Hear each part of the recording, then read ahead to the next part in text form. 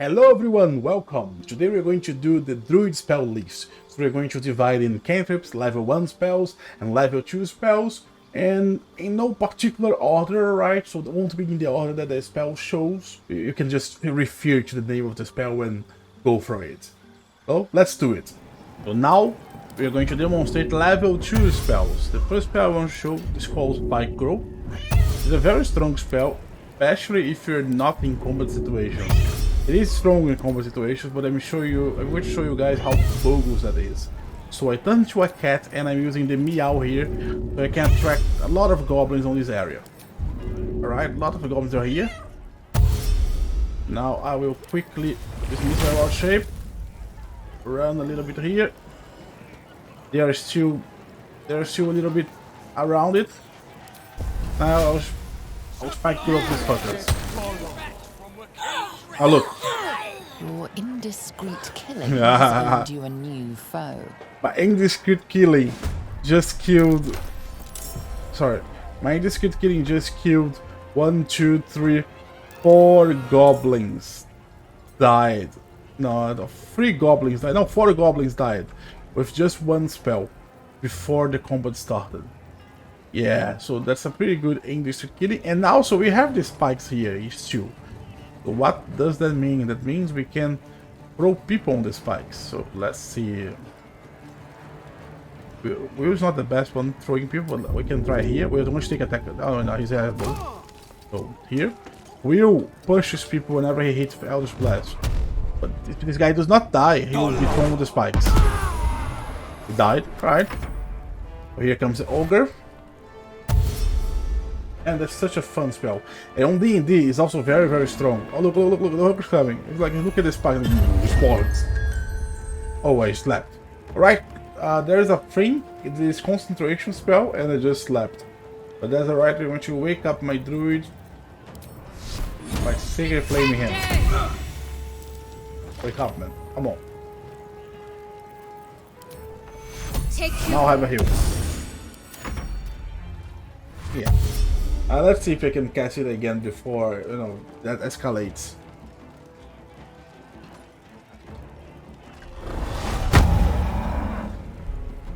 Alright. The ogre will punish me. I know. But we are going to try and move away from the ogre. Wonder if the gods are watching me. Okay, we're alive. That's all what we need. So we ran here, and we spike growth again.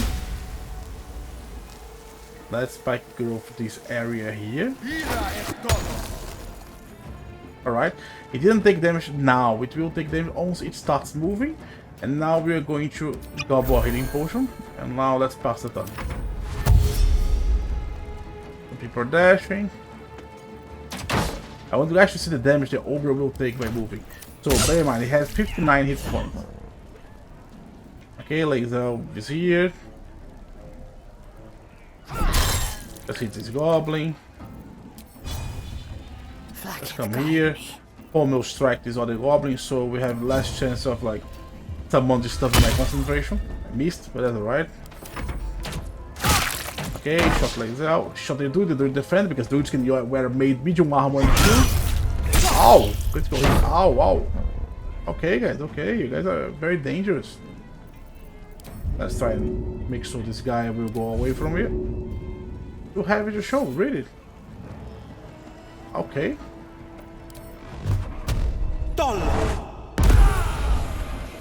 Oh, you're too dead. Look at the ogre. Don't jump, don't jump. Just run, just run.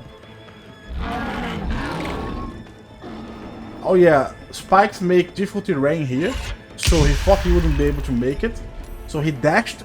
And to leave the thing, he took 9 damage. So he didn't attack me. He wasn't able because of difficult terrain. He took 9 damage. He had to dash. So that's a so strong spell, guys. Pretty strong spell. Let's see if we can get one more turn out of it. All right.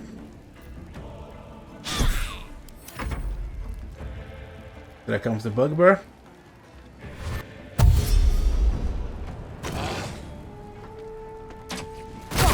I don't think we'll be able to get it now. Yeah, I don't think we'll be able to get it. We can't move it, so That's pretty much it. Now, if we had a cantrip that pulls people, that would be more fun because we'd be able to pull this goblin to the spikes. But we don't have it. Unfortunately, we don't have it. But yeah, that was spike growth. Now for the next second level spell, we have enhanced abilities. So that's another spell the cleric has. It's a very good spell, especially on Baldur's Gate. You click here and then you have 6 variants. And Eagle, advance on charisma checks. Cat's Grace, advance on dexterity checks, only take half damage from falling. Bull Strength, advance on strength checks and your weight limit is doubled. Bear's Endurance, advance on constitution checks and 7 temporary hit points. Fox Cunning, advance on intelligence checks. And Owl's Wisdom, advance on wisdom checks. So, pretty flexible spell that you can use. You can choose which mode to use. They are a concentration spell. Yeah, that's a concentration spell. But it lasts forever until long rest, so that's very good. And so let's say you need to have the spell, you need to take a fall, you can use a Cat's Grace for that. Or you're very encumbered and you need to carry stuff around, you can use Bull Strength.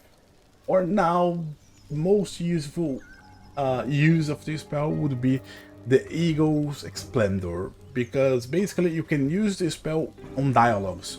So if you have it memorized and you're talking to someone and you need to persuade them or lie to them or intimidate them, you can choose to cast this spell from the dialogue menu, and then you're going to have advantage on all charisma checks. I love this spell. I always have it with Shadowheart, and I'm using it a lot of times. I'm using it a lot, especially for Eagle's Splendor. So pretty nice spell and nice casting. See, I'll look at his hands, look how it is. Now let's do the Cat's Grace. Yeah, the same. Unfortunately, it's the same pose for every animal. That's alright. It does a difference, like roar sound on the end. So yeah, so very good spell. Now for the second level spell, we're going to demonstrate Bark Skin. So it's a concentration spell, but lasts until long rest. At level 2, you touch a within creature, it toughens skin and increase armor class up to 16. So how does that work, right? If I was to cast on myself, nothing would happen. So cast on me. It's a shame that there is no Bark Skin going. I would like to see some visual effect. Maybe I have if I take off my armor. So I have 17 armor class. I will take off my armor now. Oh yeah, that's the visual effect here. And I still have 16th armor class. Even if I take my shield off, 16th armor class. That's the visual effect here. It's actually very, very ugly and very disturbing, but that's alright. So yeah, you have that going. You could cast on your mage and let them have 16 armor class. I don't think that's worthy. But now let me shape change to a bear. So that's the good part of it. A bear usually will have 12 armor class. But look at this big boy. It's not hairy anymore. It's like a dirty hairy. Yeah. I like that. And his armor class is 16, so it will be with you when you change form. So now that's very good. That's a very good for the Moon Druid, because now you became the bear. The bear has a constitution 16, so barely maintaining concentration. And you increase the AC of your bear from 12 to 16. That's incredible. Is that 12 or is that even less? Maybe the bear has 10. I don't know. Let me let Baskin go away. So the bear has 10 armor class and increases to 16 with Bark Skin. That is a huge difference. You're huge at tanking with that. And that if you don't lose concentration and they kill your bear, become your druid again. If you do a wild shape again to another bear, you still have to go in Bark Skin. So that's the use for it, okay? You use it with wild shape. Without wild shape, that's not worth it. Right, for the next second level spell now, we're going to try to demonstrate. We're going to try and demonstrate Dark Vision. So I'm going to try and show you a character without Dark Vision. Look at Lae'zel. Look at how she can't really see well here. That's not a very dark place. But you can see the dark here, and if I go to Defender of the people. same stuff, you can't really see it, right? Now I will go to my dwarf that has dark vision. Look, To do. it's like he illuminates the place. He does not have any light on him, but dark vision is like if your character would cast a light, a personal light for where he's looking. And the same goes for Shadowheart. See how he illuminates the stuff where you're looking at. So that's dark vision. Shouldn't have Now, wished to live if in we go more back to interesting Lazel, times. she's looking here. She can't really see that well. There's no light being cast here. Now I will come here and I will cast Dark Vision Laser. Dark Vision lasts until long rest and it's not a concentration spell. Now Lazel, she does cast the same light as the other characters because she has Dark Vision for all purposes. Yeah, so that's Dark Vision. I would never ever use it on Baldur's Gate. Never ever. I'd rather have a light spell, a cantrip spell that illuminates, but well, here you are. Maybe there will be a place where we really need it. I don't know. I know that on D&D 5th edition, I have had players playing with human rangers. They have dark visions there, and they cast it on them every day because well, it is more relevant on D&D, especially if you're using Roll20. Next level 2 spell is going to be Flame Spear. That's a classical spell. No other class have it. And you know what? You conjure a spell, summon Flaming Sphere that deals 2d6 fire damage to nearby enemies and objects. It also sheds bright light in a 6-meter radius and the light for the 6 turns. On a successful save, the creature still take half damage and it feels immune to the damage. So, you know what? I think Moonbing is much better. First you need space to conjure it. So you conjure it next to this one. Okay, so it is on the flaming... No. Oh man, everything is on the flaming area now. Flaming area. Creature that starts this turn takes damage, so it took the damage. Every time it starts that turn, it will take damage. It plays down. Push it around. Now it is my druid, I'll just move it back. I am death. Push him. He won't take the extra damage for passing, just by passing the sphere. You can push him to the sphere, you know, it's not like that. Now it's the sphere turn. On the sphere's turn, it can like attack it.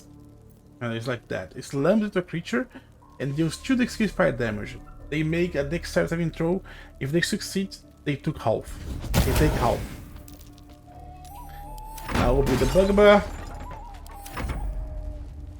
Didn't take damage, only takes damage at the end of the turn. So can you see? The damage you're only dealt damage by the Flaming Sphere's fire aura on the end of the turn, not the beginning.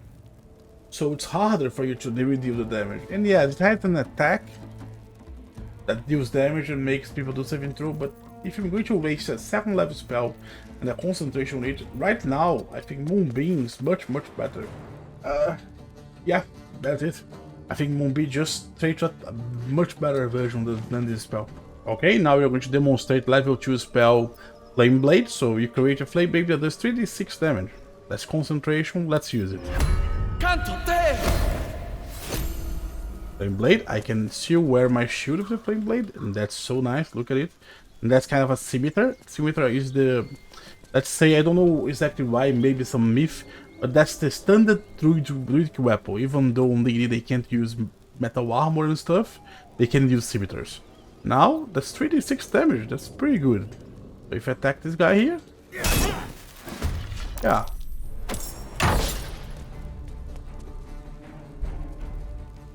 This is my time. Look at this. He dies being incinerated, like, that's so nice. And the spell, just so good. Just good. Okay, now we're going to demonstrate this spell called Heat Metal. So it says, it calls a metal weapon or armor you can see to glow red hot. The creature touching the metal takes 2d8 fire damage.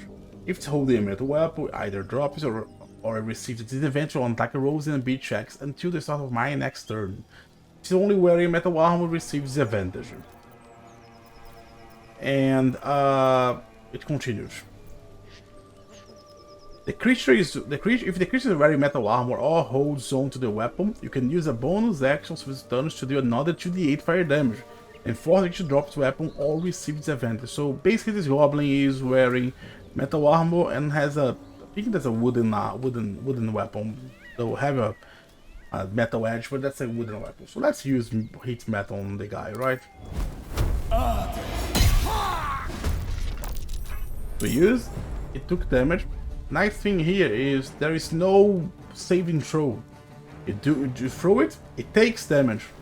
And now it has a metal armor, it has disadvantage. It can't do anything about it. It will have disadvantage on his attack rolls. Good, shoot disadvantage.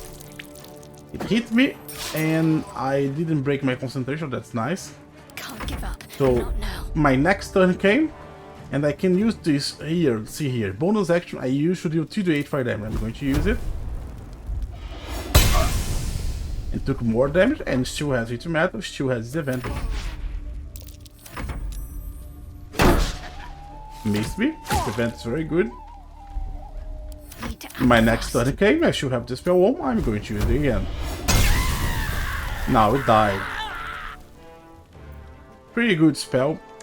It's not worth to use on a goblin, but if you do get someone who is metal armored, a boss, a sub-boss, and use it on them, and you keep your concentration, it's 2d8 damage all turns, disadvantage on their attack roll. So it is a very strong spell if used correctly. Now let's demonstrate Hold Person. That's a staple. You should throw it at someone, they make a wisdom saving throw. If they fail, they are paralyzed.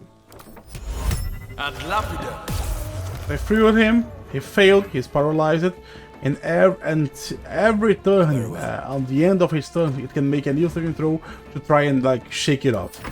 So Lae'zel can come here, the guy's paralyzed still. You can see the Hold Person here. Yep.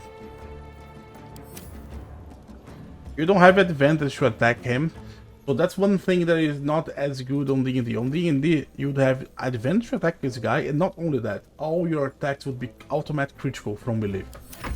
So now the guy, he tried to make saving throw, it passed, so he's not held anymore. He passed the saving throw. Yeah. That's Hold Person here. It's not as good as it is on D&D. But it's still just a good spell for you to paralyze someone that's not very bright. No, I'd say this goblin rolled pretty high to pass it. Let me see.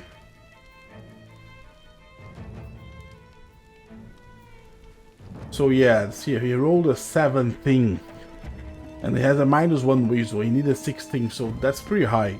He needed to roll. He had only 20% chance to shake it off. But it is a good spell nonetheless.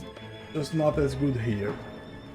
For our next second level spell, we have Last Restoration. We're not really going to cast it, but basically you spend your action, and then it's immediately, so it's a touch, need to be next to your target. Spend an action, you touch someone, and remove one disease or condition affecting a creature. That's it. There are some conditions that are nasty, some diseases that can be nasty, and then it's nice to have it, but I haven't seen a necessity for it on Baldur Gate 3 until now. Maybe we get more stuff later, but for now, it's like, just ignore it for now. Okay, next for our level 2 spell is going to be Moonbing. So basically you call down a Searing Beam of Pale Light that lasts 10 turns. Any creature that enters the beam or starts to turn in the light takes 2d10 radiant damage. And if they save, they still take half damage, and I use my action to move the beam. So I will conjure the beam here. The goblin took damage, combat started. Nothing will stand in My turn here, I can use the beam to move through this guy. But I will actually just move here. So here. Dark Lady, help me I will move Shadowheart On the here. move. Now this guy is engaging. Okay. Do some stuff at me, run there. Now it's Will's turn. Now that I will pass Will's turn, it will be the goblin turns again, and he will take damage again. He took the damage again. So So if you cast at someone, until they act, they will take the damage 2 times at least. I'm going to push the goblin here. And since they were on the Moonbing and they moved there, they took the damage again. Yeah, that's pretty nice. That's a lot of daggers. Now I can move my Moonbing. By moving my Moonbing to this guy using my action.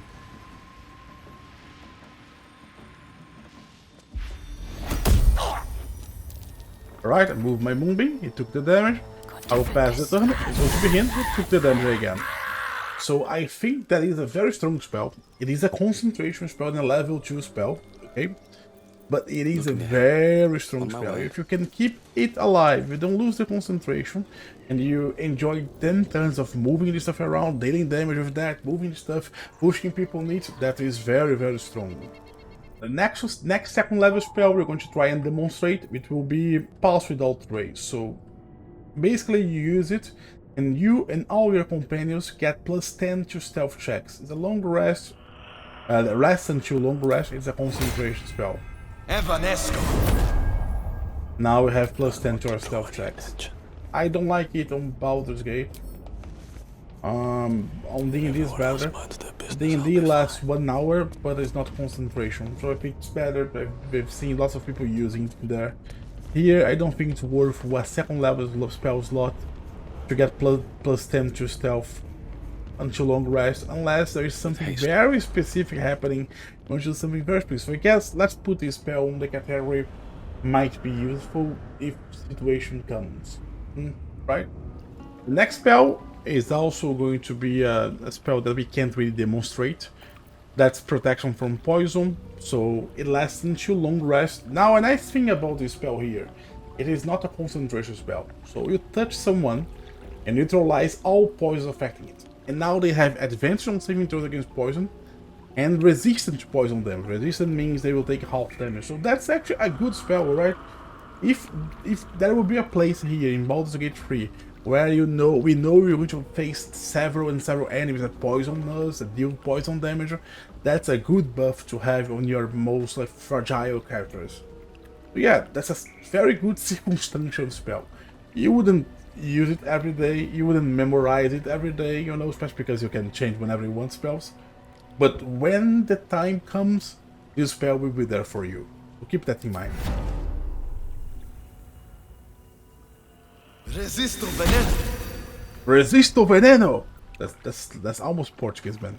Maybe Latin, I don't know. All right. So guys, thank you very much for watching our Druid Spells guide. I hope you enjoyed. I hope it helps you. And if you make this far, please consider subscribing to the channel and leaving a like. It helps us a lot. Thank you very much and have a great day.